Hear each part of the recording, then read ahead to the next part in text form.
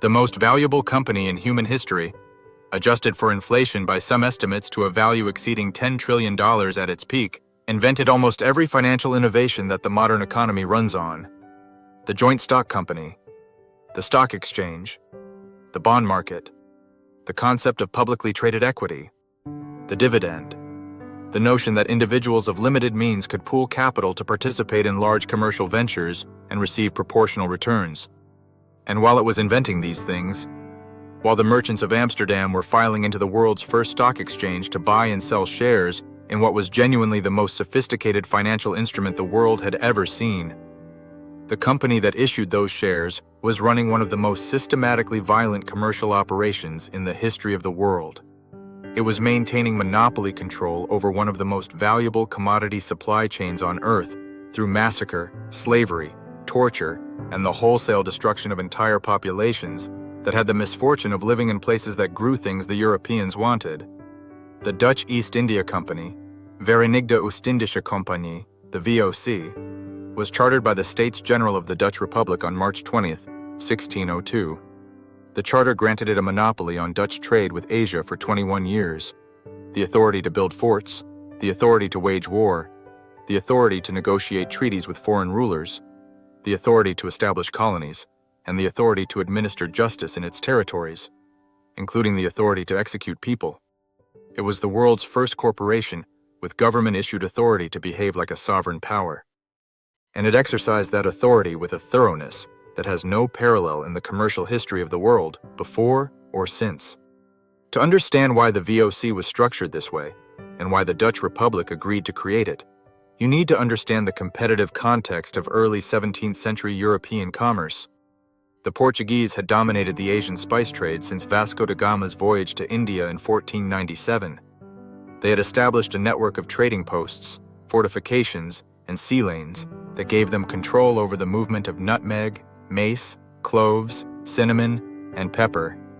The commodities that were, in the economic architecture of the 16th and 17th centuries, the most valuable trade goods on Earth. Spices in this era were not a luxury food category in the modern sense. They were essential preservatives in a world without refrigeration, medicines in a medical tradition that attributed enormous therapeutic power to botanical compounds, and the primary mechanism for making preserved food palatable enough to sustain life through the winter months. The European demand for Asian spices was chronic, inelastic, and enormous. The supply chain that controlled the movement of spices from the Banda Islands of present-day Indonesia to the markets of London, Amsterdam, and Seville controlled one of the most valuable commodity flows on Earth. The Portuguese monopoly was profitable, but vulnerable. Their trading post network was expensive to maintain, their supply lines were long, and the Republic of the Seven United Netherlands, having recently achieved independence from Spain through a brutal 80-year war, was emerging as one of the most commercially sophisticated states in Europe, with the capital markets, the shipbuilding capacity, and the maritime culture to challenge Portuguese dominance in the Asian trade. The problem was coordination. Individual Dutch trading companies had been making exploratory voyages to Asia since the 1590s, but they were competing with each other as much as with the Portuguese, driving up purchase prices at the source, driving down sale prices in Europe, and undermining the margins that made the trade financially sustainable. The solution the States General imposed was consolidation. Force the competing companies to merge into a single entity, grant that entity a legal monopoly, give it the quasi-governmental powers it needed to protect its commercial interests, and take a share of the profits in exchange. The VOC's IPO in 1602 raised approximately 6.5 million guilders from thousands of investors across the Dutch Republic. This was not an offering available only to the wealthy. Merchants, craftsmen, ship captains, and minor officials all bought shares. The VOC was genuinely the world's first mass-market investment vehicle, a vehicle that democratized participation in international commerce at a scale that had never before been attempted. The returns were extraordinary. For most of the 17th century, the golden age of the Dutch Republic, the VOC paid average annual dividends of approximately 18%. In an era when European interest rates were typically in the range of 4 to 6%, 18% dividends represented a return that investors in any era would find compelling. The Amsterdam Stock Exchange, established specifically to facilitate trading in VOC shares, became the most sophisticated and liquid capital market in the world. The techniques of short selling, options trading, margin lending, and futures contracts were developed there by Dutch merchants working out the mechanics of a financial instrument that had never existed before. All of this was real. The financial innovation was genuine. The Amsterdam model spread, directly and indirectly, to every major financial center in the world. The London Stock Exchange, the Paris Bourse, the New York Stock Exchange, and every financial market that has descended from them are the institutional descendants of the system the VOC created. And the system ran on violence at a scale that has no comfortable analogy in modern commercial practice.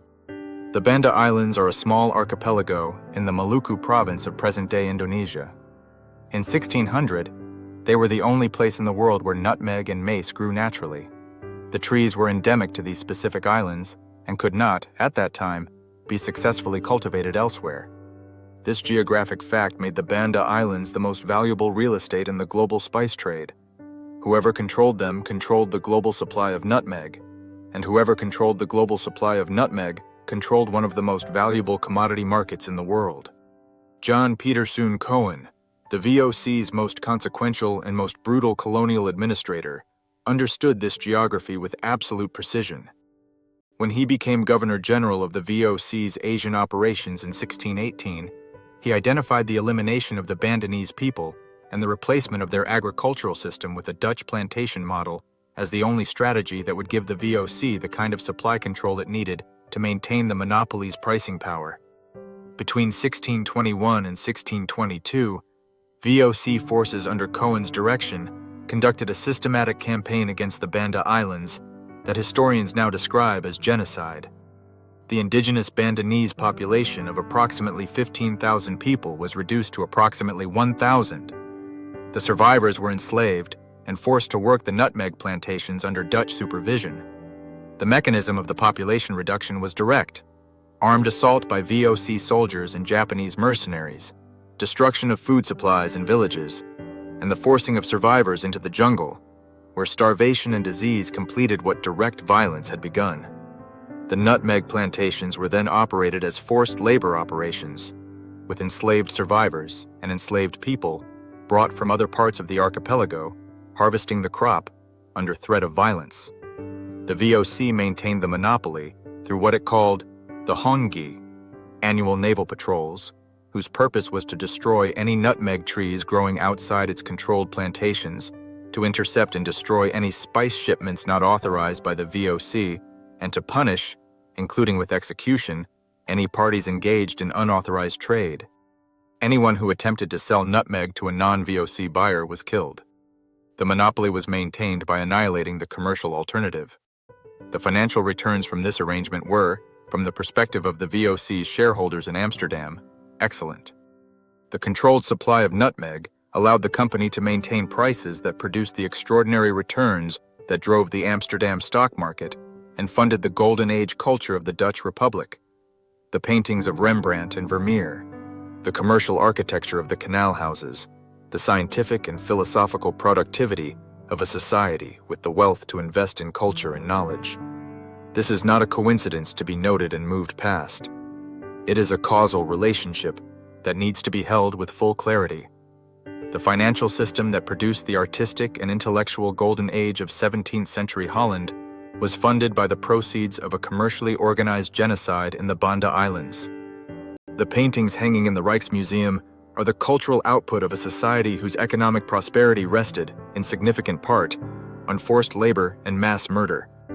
The VOC's relationship to the broader development of modern capitalism is similarly direct and similarly uncomfortable.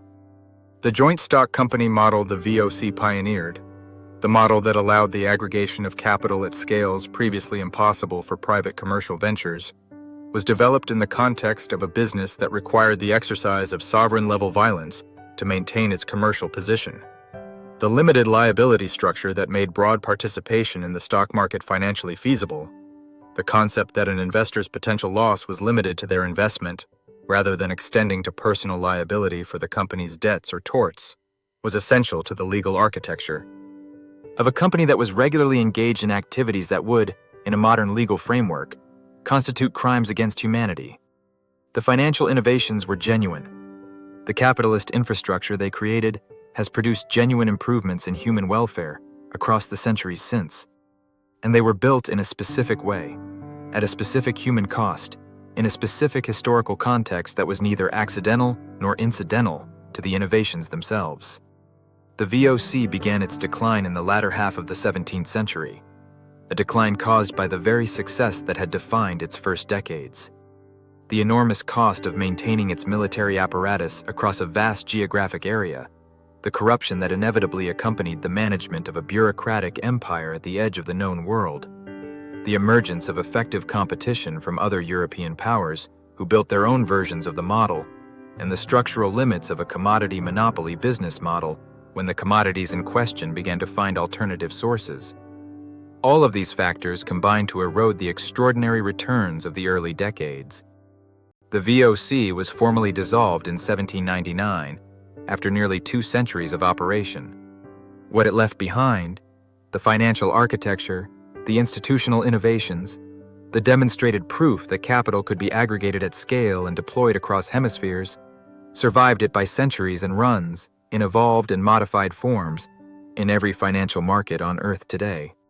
Understanding this inheritance in its full complexity, holding both the genuine innovation and the genuine horror in the same frame, is not an exercise in guilt. It is an exercise in historical accuracy.